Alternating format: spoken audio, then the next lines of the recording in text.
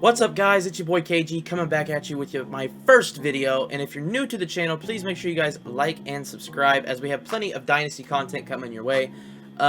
Briefly, I'm just going to introduce who I am. I am KG.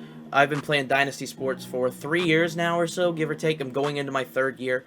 I have won already a few grand, and honestly, I feel like I know what I'm talking about when it comes to Dynasty Sports. I feel like I have a pretty good knowledge when it comes to the players.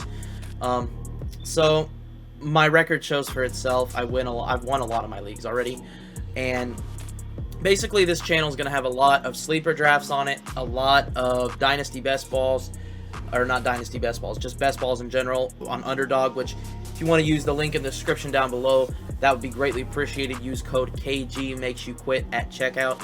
Or when you deposit, they will match dollar for dollar up to 100. And that would be greatly appreciated. It helps me, it helps you, it helps everybody. So yeah, that's that. But anyways, I do a lot of best ball drafts. I'll do a lot of those. I placed decently well in those. I didn't win a ton of those. I didn't get past the 3rd round in most of those. But that is what it is. I did draft really well, and I did end up coming out profitable. I think a few $100s, give or take. You'll learn with me, I make a lot of $5 to $10 bets on there. I don't do any more hardly than that. You'll find that out with me. I don't bet a ton when it comes to DFS. I do like to bet player props. I love player props. I do it on FanDuel. I do it on DraftKings. I bet everywhere with those. As far as Underdog goes, I use Underdog for best balls. That's what I use Underdog for.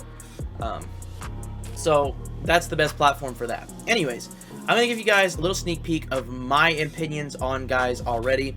At quarterback, running back, receiver, and tight end. I'm going to give you one guy I like, one guy I don't. And I'm going to give you small reasons why I do not like them or why I do. Quarterbacks. I'm going to start with the guy I like.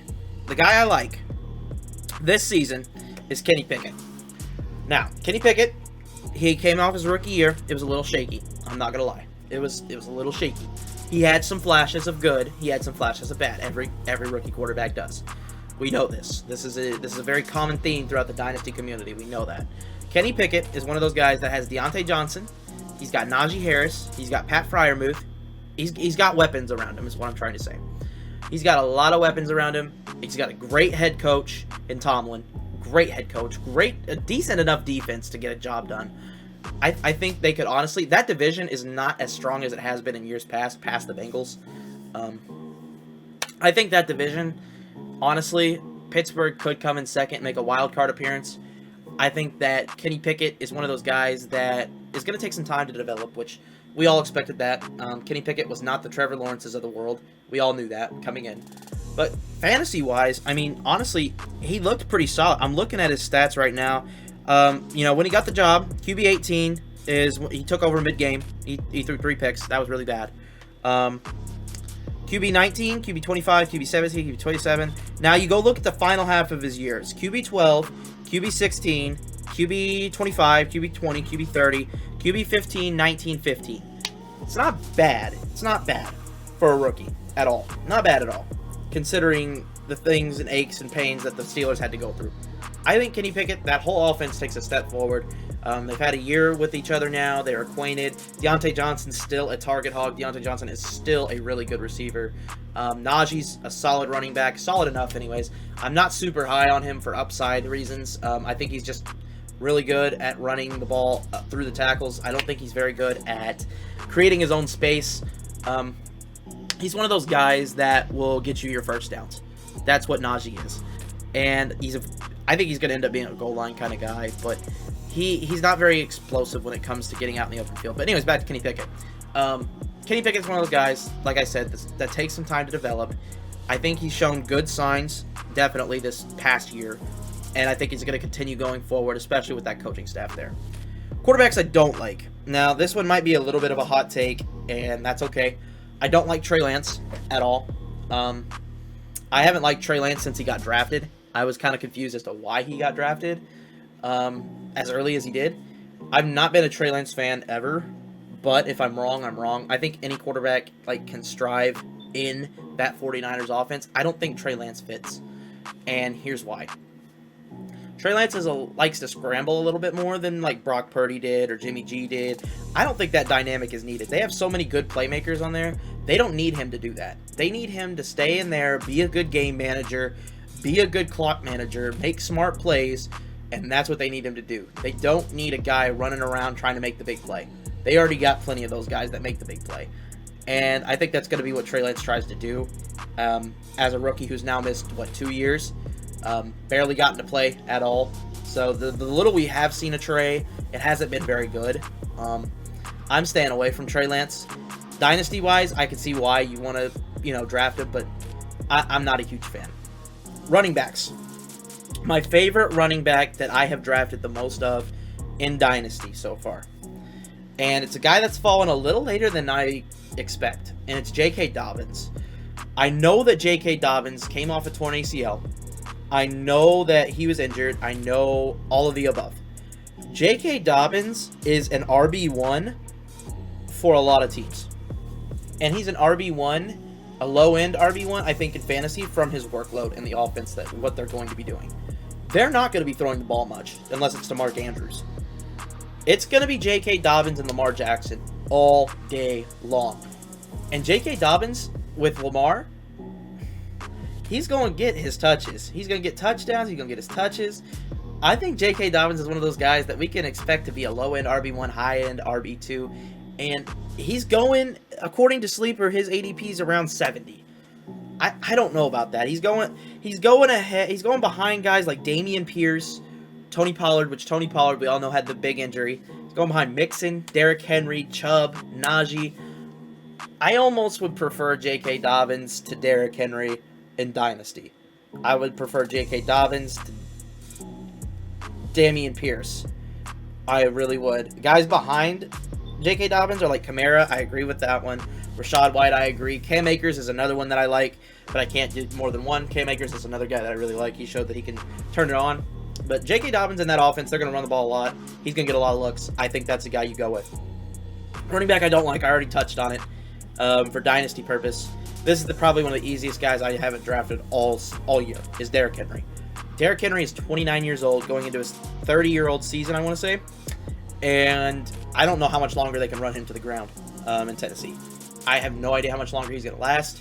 He's a scary pick. I always like to draft 3 years in advance. And Derrick Henry might be good for one more. Might. And I don't know how much longer after that he's going to be good. Maybe he lasts a lot longer and proves me wrong. I don't know.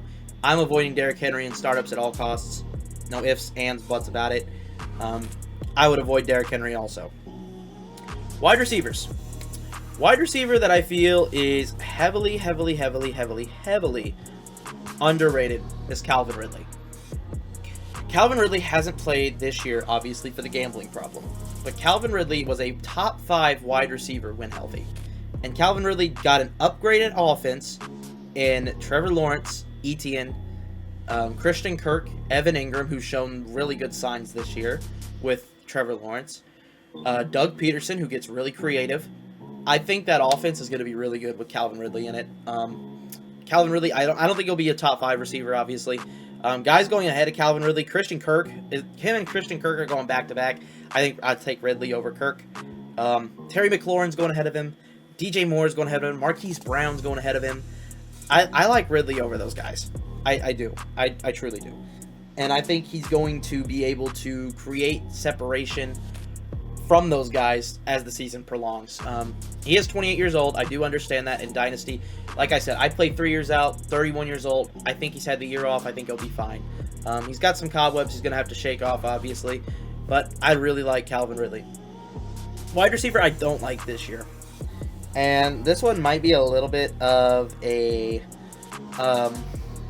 weird take, because I think he's going to be elite for one more year, and that's about it. Is Cooper Kupp. I don't know how much longer I don't even know if Cooper Kupp is going to be good when he comes back. The problem is you can get Cooper Kupp in the 4th round right now in Dynasty. Late 3rd, early 4th. And that's great value, I think, for him if you want to take that chance. He's 29 years old. He's coming off a very tough injury to come off of, an ankle surgery, for a guy who's already in a lacking offense, we'll say. Matthew Stafford is back. That is good news for him. I just don't know how great I don't know if Cooper Kupp can be that top 3 wide receiver anymore. And right now he's being drafted not as that, which is good. In Dynasty-wise, I just don't know how much longer he goes. I think he got 2 more years. It's the same way with Davante Adams. Davante Adams, if you want to win now, go get those guys. If you want to win now, go get them. That's fine. I think you can get Kupp at a better value than you can Davante Adams. Honestly, I think Cooper Kupp has a better chance of lasting long-term. No, I think Davante Adams has a better chance lasting long-term than Cooper Kupp. But that's my opinion. We don't know who the quarterback is for Davante Adams. Obviously, Derek Carr looks like he's out the door. We've heard rumors of Rodgers. We've heard rumors of Jimmy G. We've heard rumors of everybody now at this point for the Raiders. We'll see who the quarterback ends up being. I like Davante Adams a little bit over Cooper Kupp just because of the health factor. Tight ends. I'm not going to sit here and say Kelsey's the best, but Kelsey's the best. If you're going to draft a tight end, draft Kelsey or draft Hawkinson. Those are the 2 I'm drafting a lot. Hawkinson is young. Hawkinson's 25. He's in an upgraded offense in Minnesota, in my opinion. Detroit's on the rise, don't get me wrong, but I think Minnesota's better right now. Justin Jefferson, TJ Hawkinson, that's your 1-2 punch in that offense. With Dalvin Cook still being able to run the ball. Thielen's still a good complementary wide receiver. He's okay. KJ Osborne, I think that offense is built better, especially for TJ Hawkinson, because if we remember right, Kirk Cousins, when he was back in Washington, this is a while ago, he made Jordan Reed look amazing. If you guys remember Jordan Reed was phenomenal.